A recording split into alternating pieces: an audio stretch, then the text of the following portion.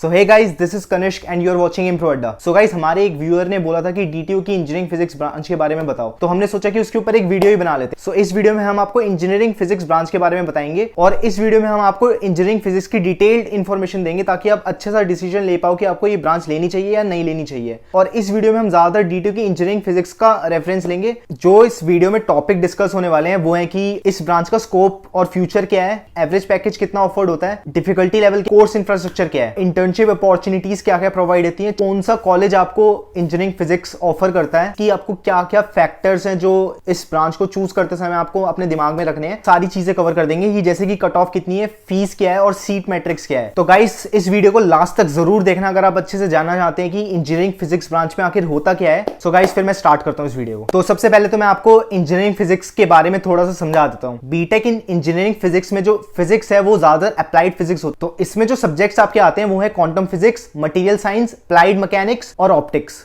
सो अगर आपका interest in subjects में तो ही आप इसे प्रेफर करना कि आप इंजीनियरिंग फिजिक्स करना चाहते हैं, क्योंकि ये जो सब्जेक्ट्स हैं ये आपके 4 साल किसी ना किसी फॉर्म में आते रहेंगे इंजीनियरिंग फिजिक्स में। तो आपकी इन सब्जेक्ट्स में ग्रिप होना बहुत ज्यादा इंपॉर्टेंट है। So basically engineering physics branch का वर्क होता है इंजीनियरिंग सॉल्यूशन प्रोवाइड करना, ऑप्टिमाइज करना जो भी सॉल्यूशंस है, इन शॉर्ट नए सॉल्यूशंस प्रोवाइड करना। ये बेसिक पर्पस है इंजीनियरिंग फिजिक्स ब्रांच को बीटेक में जोड़ने का। तो सबसे पहले बात करते हैं कि इंजीनियरिंग फिजिक्स ब्रांच का स्कोप और फ्यूचर क्या है इंडिया में। सो गाइस, अगर आप इस ब्रांच को सिर्फ प्लेसमेंट की सोच के ले रहे हैं कि इसकी प्लेसमेंट कितनी है, तो मैं आपको ये बताना चाहूंगा कि ये ब्रांच जो है ये ज्यादातर रिसर्च ब्रांच है। बट अगर आप किसी अच्छे फर्स्ट ईयर कॉलेज में जैसे डीटीयू हो गया तो आपको इसमें भी अच्छी प्लेसमेंट मिल सकती है, क्योंकि मैं काफी अपने सीनियर्स को जानता हूं जो इंजीनियरिंग फिजिक्स ब्रांच के थे और उन्हें अच्छी प्लेसमेंट मिल गई, बट उन्हें उसके लिए कोडिंग में ज्यादा फोकस करना पड़ा था। तो जैसा कि मैंने बताया कि ये ब्रांच जो है ये मेन रिसर्च ब्रांच है। ज्यादातर जो बच्चे होते हैं जो इस ब्रांच को लेते हैं वो ऑप्ट करते हैं हायर एजुकेशन का। तो अब हम बात करते हैं कि इसका रिसर्च में क्या स्कोप है आगे, और मतलब क्या क्या जॉब अपॉर्चुनिटीज मिल सकती हैं इसको रिसर्च की फील्ड में।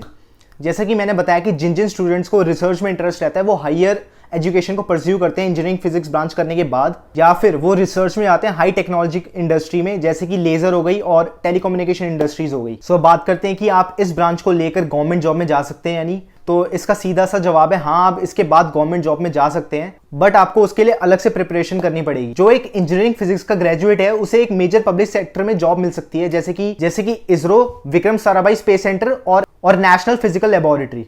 बट इनके लिए आपको अलग से प्रिपरेशन करनी पड़ेगी। बट अगर आप डीटीयू जैसे कॉलेज में हैं तो फिर आपको पता ही है कि आपको कितना ज्यादा फ्री टाइम मिलने वाला है, तो प्रिपरेशन का कोई इशू नहीं होना चाहिए इसके रिगार्डिंग। और अगर आपको कॉलेज से ही प्लेसमेंट चाहिए, मैं डीटीयू का एग्जांपल दे रहा हूं, यहाँ पे इंजीनियरिंग फिजिक्स की काफी अच्छी प्लेसमेंट है। इस ब्रांच की cut off comparatively computer science की कट ऑफ से बहुत नीचे जाती है, बट इसकी प्लेसमेंट काफी अच्छी है, जो कि अभी मेरा दोस्त आपको आगे बताएगा। सो गाइज, अब मेरा दोस्त विपुल आपको इंजीनियरिंग फिजिक्स ब्रांच की बाकी की चीजों के बारे में बताएगा। सो हेलो एवरीवन, मेरा नाम है विपुल सिंह और मैं फर्स्ट ईयर डीटीयू का स्टूडेंट हूँ। तो अब इस वीडियो में आगे हम जानेंगे कि डीटीयू में इंजीनियरिंग फिजिक्स के लिए क्या प्लेसमेंट का सिनेरियो है, एंड अगर आप इंजीनियरिंग फिजिक्स पढ़ना चाहते हैं तो उसके हर एक डिटेल्ड कोर्स के बारे में हम जानेंगे कि डीटीयू में इंजीनियरिंग फिजिक्स में क्या पढ़ाया जाता है, यानी कि उसके कोर्स और करिकुलम के बारे में जानेंगे, वो भी एकदम डिटेल्ड में। एंड एट लास्ट हम ये जानेंगे कि अगर आपको डीटीयू में इंजीनियरिंग फिजिक्स में एडमिशन लेना है तो उसके लिए आपको कितनी कट ऑफ क्लियर करनी पड़ेगी एंड आपको कॉलेज की फीस कितनी पे करनी पड़ेगी। ये सारी छोटी छोटी चीजें हम डिस्कस करेंगे। तो चलो let's move to the PDF. So let's move on to the PDF. तो सबसे पहले डिस्कस करते हैं प्लेसमेंट स्टैट्स के बारे में डीटीयू के, जो कि 2018-19 का प्लेसमेंट सीजन था। तो उसमें क्या हुआ था कि इंजीनियरिंग फिजिक्स में जो नंबर ऑफ ऑफर्स आए थे वो आए थे 34। तो कौन कौन सी कंपनीज ने ऑफर दिया उसके बारे में मैं आपको आगे बताऊंगा कोर्सेज कंप्लीट करने के बाद, क्योंकि उससे आप कंपनीज़ को रिलेट कर सकते हैं। जो भी आप कोर्स पढ़ेंगे उससे ज़्यादा इजी होगा। तो नंबर ऑफ ऑफर्स जो आए थे कंपनीज़ की तरफ से वो आए थे 34, और उनमें से जो स्टूडेंट्स प्लेस्ड हुए थे वो थे 27, एंड जो हाईएस्ट सीटीसी पैकेज मिला वो था 16 LPA। और यहाँ पे एक बात देखने वाली है कि कुछ बच्चे क्या होते हैं कि वो टेक कंपनीज़ में जाते हैं, तो वो टेक कंपनीज़ में जाते हैं तो चांसेस ये होता है कि उनका पैकेज हाई हो जाता है, तो that's why it is showing 16 LPA। तो इंटर्नशिप भी इस ब्रांच में बहुत ही ज़्यादा कम है। अगर आप इस ब्रांच को एज अ प्लेसमेंट ज्वाइन करना चाहते हैं कि यार मेरी एकदम जॉब सेफ हो जाएगी इस ब्रांच में आके, तो I would not recommend you for taking this branch for placement. लेकिन मतलब अगर आपका इंटरेस्ट है कि मेरे को फिजिक्स पढ़नी है तो then you should have it. तो इंटर्नशिप जो थी वो इसमें थी सिर्फ एक, वो भी सिटी बैंक ने प्रोवाइड की थी। तो चलो आगे मूव करते हैं। अब जान लेते हैं इस कोर्स एंड करिकुलम के बारे में, जो भी इंजीनियरिंग फिजिक्स का कोर्स एंड करिकुलम है। तो इंजीनियरिंग तो हमारे कॉलेज में, यानी कि हर एक कॉलेज में होता है कि 240 क्रेडिट्स होते हैं, यानी कि हर एक सब्जेक्ट में ना 4 क्रेडिट्स होते हैं। तो जब भी आप एक सब्जेक्ट पास करोगे तो आपको +4 क्रेडिट्स मिलेंगे, तो आपको टोटल 240 क्रेडिट्स कंप्लीट करने होते हैं। तो कोर्स एंड करिकुलम की बात करते हैं इंजीनियरिंग फिजिक्स की, तो आपको classical mechanics, quantum mechanics and computational methods, ये जितने भी मैंने मेंशन किए हैं यहाँ पे टॉपिक्स, ये सब आपको पढ़ाया जाएगा। और इन पूरे सिलेबस को इन्होंने एकदम पार्ट्स में डिवाइड कर दिया है। जैसे इलेक्ट्रॉनिक्स एंड कम्युनिकेशन टेक्नोलॉजी का भी आपको थोड़ा पढ़ाया जाएगा, थोड़ा आपको प्रोग्रामिंग का भी पढ़ाया जाएगा। ECT में आपको पढ़ाया जाएगा digital electronics, signal and system, micro processor and interfacing. ये सब कुछ टॉपिक्स हैं जो आपको इस पार्ट में कवर कराए जाएंगे। अब आगे की तरफ मूव करते हैं। इसके बाद आते हैं माइनर्स यानी कि वो सब्जेक्ट जो इलेक्टिव्स होते हैं, जो आपको कि जब आप नेक्स्ट फर्दर सीनियर ईयर्स में जाते रहोगे, सेकंड या थर्ड ईयर में, तो आपको इलेक्टिव्स चूज़ करने होते हैं। तो उसमें ये सब इंक्लूडेड होते हैं। नैनो साइंस एंड टेक्नोलॉजी, ये पार्ट है, इसके सब पार्ट होंगे, इसमें से आपको चुनना होता है। दूसरा है photonics, robotics and intelligent systems और न्यूक्लियर इंजीनियरिंग। तो ये सब वो चीज़ें थी जो आपको 4 साल में पढ़ाई जाएगी। अब आगे जान लेते हैं कि आपके सब्जेक्ट्स कौन कौन से होंगे। तो फर्स्ट ईयर में तो यार सबका सेम ही होता है DTU में, कि आपको मैथ्स में पढ़ाई जाएगी, फिजिक्स, केमिस्ट्री, यानी कि हर एक ब्रांच के बारे में आपको थोड़ा थोड़ा वो एक्सपोजर दे देंगे। तो वही सब पढ़ाया जाएगा आपको पूरे फर्स्ट ईयर में। सेकेंड ईयर से आपकी ब्रांच रिलेटेड पढ़ाई स्टार्ट होगी। तो डायरेक्ट सेकंड ईयर पे आते हैं। तो सेकंड ईयर की स्टार्टिंग में आपको थोड़ा कंप्यूटर भी पढ़ाया जाएगा, ऑब्जेक्ट ओरिएंटेड प्रोग्रामिंग, ये सब भी, और डेटाबेस, ये सब भी आपको पढ़ाया जाएगा। तो सब्जेक्ट देख सकते हो आप सेकेंड ईयर थर्ड सेमेस्टर में, engineering mechanics, introduction to computing, mathematical physics, classical and quantum physics. तो ये सब इसमें, और यहाँ पे 6th नंबर पे आप देख सकते हो है फाउंडेशन इलेक्टिव 3, यानी कि उनमें से आपको एक चुनना पड़ेगा, इलेक्टिव आपको चूज़ करना पड़ता है। ये इलेक्टिव्स की ये थी माइनर्स में, जो हमने देखा था कि इलेक्टिव में आप क्या क्या चूज़ कर सकते हो। ये सिर्फ पार्ट्स हैं, जैसे नैनो साइंस एंड टेक्नोलॉजी, इनके सब पार्ट्स में भी आपको सब्जेक्ट मिलेंगे, वहाँ से आप चूज़ कर सकते हो। तो अब मूव करते हैं फोर्थ सेमेस्टर में। फोर्थ सेमेस्टर में सिमिलरली आपको कम्युनिकेशन सिस्टम, यानी कि electronics and communication and technology के बारे में थोड़ा डिटेल में पढ़ाया जाएगा। और फिर है condensed matter physics, optics, micro processor and interfacing. ये सब मैं सिलेबस आपको इसलिए बता रहा हूँ ताकि जब भी आप ज्वाइन करें ना, कि अगर आपका थोड़ा सा भी इंटरेस्ट है इंजीनियरिंग फिजिक्स में, तो आप एक बार कंफर्म हो जाए कि मेरे को एक्चुअली पढ़ना क्या है, मैं वहाँ जाके पढ़ूंगा क्या है। तो इससे ना एक आइडिया हो जाएगा कि मैं ये चीज़ कर पाऊँगा कि नहीं। तो इसलिए मैं आपको ये सिलेबस एकदम डिटेल में बता रहा हूँ। तो फिफ्थ सेमेस्टर में आ जाते हैं आपके सेमीकंडक्टर डिवाइस, फिर electromagnetic theory, antennas and propagation. ये सारे आप कोर्स पढ़ सकते हैं। जो ये PDF है, इसको मैं डिस्क्रिप्शन में इसकी लिंक डाल दूंगा, आप वहाँ से भी आराम से देख सकते हैं, या फिर वीडियो पॉज करके आप आराम से पढ़ सकते हैं सब्जेक्ट्स पे, बट प्लीज़ पढ़ ज़रूर लेना, ठीक है इसको।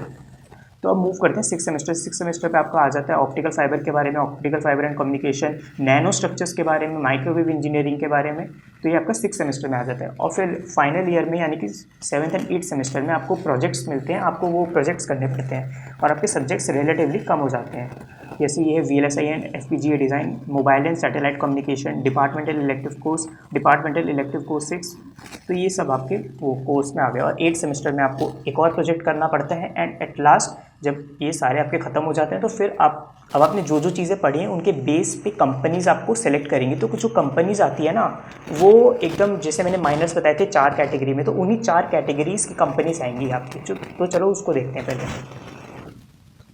तो इलेक्ट्रॉनिक्स में अगर आपकी स्पेशलिटी है तो उसके लिए कंपनी से BEL, Intel, IBM, Hewlett Packard यानी कि HP, मोटोरोला, काफ़ी अच्छी अच्छी कंपनीज। और उसके बाद आते हैं माइक्रो इलेक्ट्रॉनिक मैकेनिकल सिस्टम्स में। अगर आपकी स्पेशलिटी है तो उनसे रिलेटेड ये जो कंपनीज हैं वो ये हैं: Bosch, Philips, Omron, Texas Instruments, HP, Panasonic. And photonics से रिलेटेड जो हैं वो हैं आपकी Canon, Nikon, Moser Baer, Birla Ericsson optical limited and so on. So ये थी आपकी कि कौन कौन सी कंपनीज आती हैं, किस टाइप की कंपनीज आती है। और इसका आइडिया आपको तभी हो सकता है जब आपको पता होगा कि आपका सिलेबस क्या है, कि आप पढ़ क्या रहे हो। जब आप कुछ चीज़ पढ़ोगे तो तभी उसी हिसाब से आप कंपनीज फर्दर चूज़ कर पाओगे, कि आप अपने अंदर एक स्किल डेवलप कर लोगे ना, कि मैंने इस चीज़ में स्पेशलिटी है तो मैं इस टाइप की कंपनी में ज्वाइन करूँगा। तो अब देख लेते हैं इसकी फ़ी स्ट्रक्चर कॉलेज के बारे में। तो अभी तक हमने क्या क्या डिस्कस किया, प्लेसमेंट्स डिस्कस कर ली और कोर्स एंड करिकुलम डिस्कस कर लिया। और अगर आपको एडमिशन लेना है इस कॉलेज में तो उसके लिए आपको क्या क्या कट ऑफ चाहिए, क्या क्या फ़ी स्ट्रक्चर है, चलो इसके बारे में थोड़ा जान लेते हैं। तो जो फ़ी स्ट्रक्चर है ये है 2019 की। तो उस टाइम थी स्टार्टिंग में 1,66,000 और 10% हर साल इंक्रीज़ होती है। तो एट लास्ट 2,19,000 हो गई फोर्थ ईयर में। तो टोटल जब कंबाइन करेंगे तो ये बनता है 7.8 लाख के अराउंड, अगर आपने 2019 में एडमिशन लिया। और अगर आप 2020 में एडमिशन ले रहे हो तो ये 8 लाख प्लस फीस आपकी जाएगी। तो यानी कि 4 साल में आपके मान लो कि 8 लाख रुपए तो जाने ही हैं अगर आप हॉस्टलर नहीं हो। और अगर हॉस्टल में रहते हो तो उसके अलग चार्जेस बढ़ जाएंगे। तो जो हॉस्टल की फ़ीस है वो आप डायरेक्टली DTU से भी देख सकते हैं, वहाँ पे आपको ज़्यादा एकदम ब्रीफ में इन्फॉर्मेशन मिल जाएगी। तो चलो अब आगे देखते हैं सीट्स मैट्रिक्स के बारे में कि कितनी सीट हैं दिल्ली रीजन वालों के लिए, कितनी सीट है आउटसाइड दिल्ली रीजन वालों के लिए। तो जो सीट्स हैं वो दिल्ली रीजन के लिए हैं 88 seats and for outsiders it's 17। तो दिल्ली टेक्नोलॉजिकल यूनिवर्सिटी में 85% स्टेट कोटा, ये आप सब जानते हैं। 15% सीट्स ही सिर्फ बाहर वालों के लिए रखी जाती हैं। तो अब जान लेते हैं कट ऑफ कि आपको कितनी रैंक कम से कम लानी चाहिए अगर आपको इंजीनियरिंग फिजिक्स में एडमिशन लेना है। तो दिल्ली रीजन के लिए है वो है 32,863 और ये मैंने 4th राउंड की चूज़ की है रैंक। स्पॉट राउंड की अवेलेबल नहीं थी तो इसलिए मैं आपको 4th राउंड का दिखा रहा हूँ ताकि आपको एक आइडिया हो जाए। और ये जनरल कैटेगरी की रैंक है और सब कैटेगरी में मैंने नन चूज़ किया है। ओके, सो अगर आप आउटसाइड दिल्ली के हैं और जनरल कैटेगरी के हैं और आपका कोई और अदर कोटा नहीं है तो आपको 9,600 पे लास्ट टाइम क्लोज हो गई थी ये इंजीनियरिंग फिजिक्स की ब्रांच। और अगर आप OBC कैटेगरी हैं तो उसकी 4th राउंड की कट ऑफ देखते हैं। तो दिल्ली रीजन के लिए वो है थी 1,68,041। ओके, और आउटसाइड दिल्ली रीजन के लिए थी 22,205। तो अब आपको आइडिया हो चुका होगा कि अगर आपको इंजीनियरिंग फिजिक्स परस्यू करनी है DTU में तो आपको कितनी रैंक्स लानी पड़ेगी। तो यार अब अगर मान लो कि आपको DTU में इंजीनियरिंग फिजिक्स नहीं मिल रही तो एक्चुअली क्या है, इंजीनियरिंग फिजिक्स काफ़ी कम कॉलेजेस में पढ़ाया जाता है, मतलब नया भी नहीं कह सकते। तो अब जानते हैं कि किन किन इंस्टीट्यूशंस में अपार्ट फ्रॉम DTU ये कोर्स पढ़ाया जाता है। तो ये कोर्स अभी रिसेंटली IIT बॉम्बे में पढ़ाया जा रहा है, IIT Delhi, IIT Guwahati, IIT Madras and NIT Calicut. तो ये 5 और टॉप इंस्टीट्यूट्स है जहाँ पे अभी आपको इंजीनियरिंग फिजिक्स आप परस्यू कर सकते हैं apart from DTU।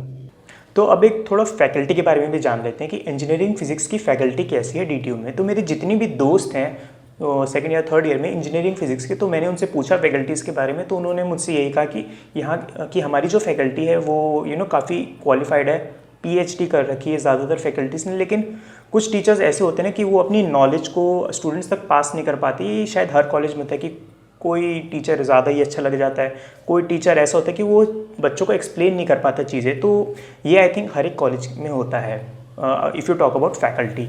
So that's it for the faculty part. तो आज की वीडियो के लिए बस इतना ही यार। अगर आपको वीडियो पसंद आई हो ना तो प्लीज़ लाइक बटन दबा देना और चैनल को सब्सक्राइब कर देना ताकि ऐसा कंटेंट हम आगे भी लाते रहें। अगर आप यार लाइक कर दोगे ना तो हमें सही में बहुत मोटिवेशन मिलता है। तब तक ले गाइस थैंक यू यार इस चैनल को सपोर्ट करने के लिए, और जल्दी से यार चलो 500 सब्सक्राइबर्स का यार गोल अचीव कर लेते हैं। तब तक के लिए stay safe, stay happy and see you guys in the next video.